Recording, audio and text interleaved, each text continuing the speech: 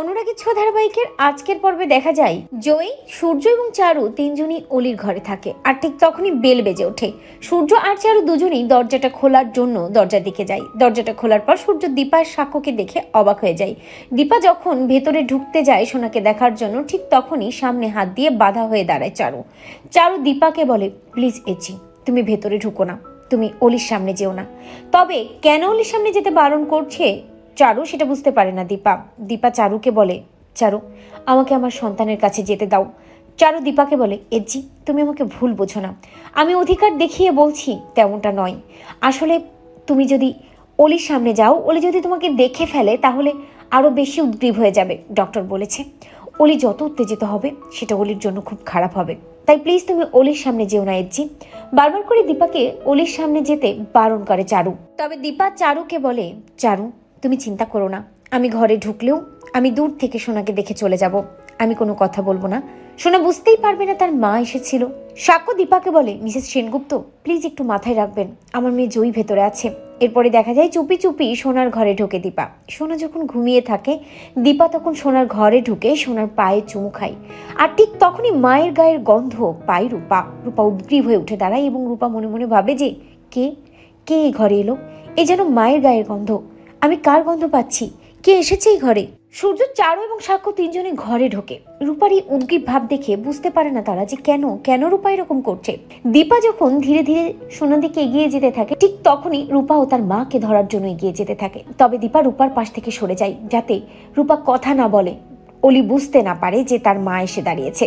তবে দীপা কিছুটা অবাক হয় যে জয়ীর এই উদ্গ্রীব ভাব দেখে। অন্যদিকে দেখা যায় যে সূর্য জয়ীকে অবাক হয়ে দেখতে থাকে। এরপরে সোনা যখন ঘুমিয়ে থাকে তখন সোনার পাশে বসে সোনার মাথায় হাত বুলিয়ে দিতে থাকে দীপা। দীপার হাতের উপর হাত রাখে রূপা। আর রূপা মায়ের হাতের স্পর্শ পেয়ে আরো অবাক হয়ে যায়। রূপা উদ্গ্রীব হয়ে বলে, এটা কার হাত, কে অলির মাথায় হাত দিচ্ছে, এটা কার স্পর্শ? যাতে অলি জেগে না যায় এবং মাকে দেখে না ফেলে তার জন্য চারু জয়ীকে বলে, জয়ী এটা আমার হাত, আমি অলির মাথায় হাত দিচ্ছি। কিন্তু চারুর কথা বিশ্বাস করে না রূপা। রূপা মনে মনে ভাবে, না না, চারু তো পাশে দাঁড়িয়ে আছে, কিন্তু আমার সামনে কে আছে, খাটে কে বসে আছে, খাটে বসে কে অলির মাথায় হাত দিচ্ছে, সে কথা বলছে না। আমি বুঝতে পারছি, আমি অনুভব করতে পারছি কে সে, আমি যেন মায়ের গন্ধ পাচ্ছি। কিন্তু চারু যে বলল, পাপা যে বলল এই ঘরে অন্য কেউ নেই, তাহলে আমি কাকে স্পর্শ করছি? মাকে অনুভব করতে থাকে রূপা। অন্যদিকে দীপা সোনার মাথায় হাত বুলায় আর কাঁদতে থাকে। মায়ের স্পর্শ পেয়ে সোনা নিজেও মা মা বলতে থাকে জ্বরের ঘোরেই। অপরদিকে দেখা যায় কাকিয়া কাকাই যখন উর্মিদের বাড়িতে থাকে তখন জয় খাবার নিয়ে যায় কাকিয়া কাকাই সহ সকলের জন্য। উর্মি জয়কে বলে, এতগুলো খাবার রেস্টুরেন্ট থেকে নিয়ে এলে কেন, তুমি তো মাংস নিয়ে আসতে পারতে, আমি সেটাই রান্না করে দিতাম। তোমার কাছে তো টাকা নেই জয়, আমাদের তো এখন খুব খারাপ অবস্থা, আমাদের কাছে একদমই টাকা নেই, তুমি কি বুঝতে পারছো না? তবে জয় উর্মিকে বলে, উর্মি চিন্তা করো না, আমি একটা ইভেন্টে কাজ পেয়েছি, আশা করি আমি সব দেনা মিটিয়ে দিতে পারবো। ইভেন্টে কাজ? এই মুম্বাই শহরে অপরিচিত জায়গায় জয়কে ইভেন্টের কাজ কে দিল? উদ্গ্রীব হয়ে উর্মি জানতে চায় জয়ের কাছে, জয় এই কাজটা তুমি কি করে পেলে, কে বা তোমাকে কাজ দিল, এই শহরে কে বা তোমাকে চেনে? জয় উর্মিকে বলে, উর্মি পেয়েছি, কারণ আমারও তো একটা পরিচিতি আছে, সেই সূত্র ধরেই হয়তো আমি এই ইভেন্টে কাজ পেয়েছি। আর ইভেন্টটা অনেক বড় ইভেন্ট, আমি এখানে একটা সেক্টরের দায়িত্ব পেয়েছি, আশা করি আমি এবার পাওনাদারদের সব টাকা মিটিয়ে দিতে পারবো। উর্মি বেশ কিছুটা চিন্তায় পড়ে জয়ের কথা শুনে এবং ভাবতে থাকে যে আবার কোনো বিপদ হবে না তো, জয় কোনো বিপদে জড়িয়ে পড়বে না তো। অন্যদিকে জয় ভাবতে থাকে, উর্মি তো ঠিকই বলেছে, এই অপরিচিত শহরে আমাকে এই ইভেন্টের কাজটা কেন দেওয়া হলো, আর কারাই বা আমাকে ইভেন্টের কাজটা দিচ্ছে, কি বা চাই তারা আমার কাছ থেকে, কিছুই তো বুঝতে পারছি না। অপরদিকে দেখা যায় জয়ী আবারও কথা বলে ফেলে। জয়ী বলে যে, পাপা পাপা এই ঘরে আর কে আছে পাপা, আমাকে বলো না। জয়ী যে বারবার জিজ্ঞেস করছে এবং জয়ী যে বুঝে যাবে অলির মা এসেছে, অলি যে জেগে যেতে পারে এটা ভেবেই দীপা সোনার মাথায় হাত বুলিয়ে ওখান থেকে চলে যাওয়ার জন্য বেরিয়ে যেতে চায়। ঠিক তখনই দীপা শুনতে পায় সোনা জ্বরের ঘরে বলছে, বাবা বাবা তুমি চারুকে বিয়ে করো, আমি মাকে চাই না, মায়ের সব স্মৃতি আমি মুছে ফেলতে চাই, আমি চারুকে মা করতে চাই, বাবা তুমি চারুকে বিয়ে করো। বারবার যখন সোনা এই কথা বলতে থাকে খুব কষ্ট হয় দীপার। দীপা চোখে জল ফেলতে ফেলতে ঘর থেকে বেরিয়ে যায়।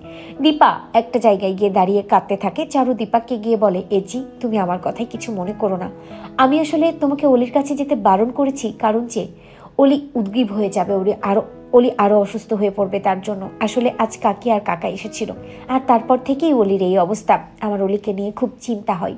ঠিক তখনই সোনার প্রতি এই ভালোবাসা দেখে চারুকে দীপা বলে, চারু তুমি যে আমার মেয়েকে খুব ভালোবাসো আমি বুঝতে পারি। তুমি সোনাকে আগলে রেখো, সামলে রেখো, ও তোমাকে চাই, তোমাকে মা করতে চাই। তবে চারু দীপার হাত ধরে বলে, এজি আমি খুব ভালো করেই জানি অলি আমাকে ভালোবাসে, কিন্তু অলির মায়ের জায়গা আমার জন্য নয়। অলি তার মাকেই বেশি ভালোবাসে, অলি তার মাকেই চাই, তার জন্য অলি সবসময় মায়ের কথা বলে, তাই ওর মায়ের জায়গা আমি কখনো নিতে পারবো না। ঠিক সেই সময় সেখানে সূর্য এসে দাঁড়ায় এবং দীপা সূর্যকে বলে, ডাক্তারবাবু আপনারা সোনাকে নিয়ে ভালো থাকবেন, সোনাকে দেখে রাখবেন। এই বলেই কাঁদতে কাঁদতে দীপা ওখান থেকে চলে যায়। সাক্ষ্য জয়ীর কাছে যায়, জয়ীকে গিয়ে বলে, জয়ীমা আমাদেরকে এখন বাড়ি ফিরতে হবে। তবে জয়ী সাক্ষ্যকে বলে, পাপা পাপা আমাকে একটা কথা বলবে, এই ঘরে কে ছিল পাপা, কে আছে এই ঘরে? ঠিক সেই সময় ঘরে কেউই থাকে না, শুধু সূর্য এবং চারু থাকে। তাই সাক্ষ্য জয়ীকে বলে, এই ঘরে আমি, চারু এবং ডক্টর সূর্য সেনগুপ্ত আছে, অন্য কেউ তো নেই। তবে উদ্গ্রীব হয়ে জয়ী বলতে থাকে, না পাপা না, এই ঘরে অন্য কেউ ছিল। কে ছিল পাপা, আমাকে বলো। জয়ীর এই উদ্গ্রীব ভাব দেখে সূর্য নিজেই অবাক হয়ে যায়, ভাবতে থাকে জয়ী কেন এরকম করছে। তো বন্ধুরা তোমরা এটাই চাও তো যে জয়ী যে তার মাকে খুঁজছে এবং মা যে বেঁচে আছে, দীপাই যে তার মা, সেটা যেন জয়ী জানতে পারে। কমেন্ট করে জানাতে ভুলো না।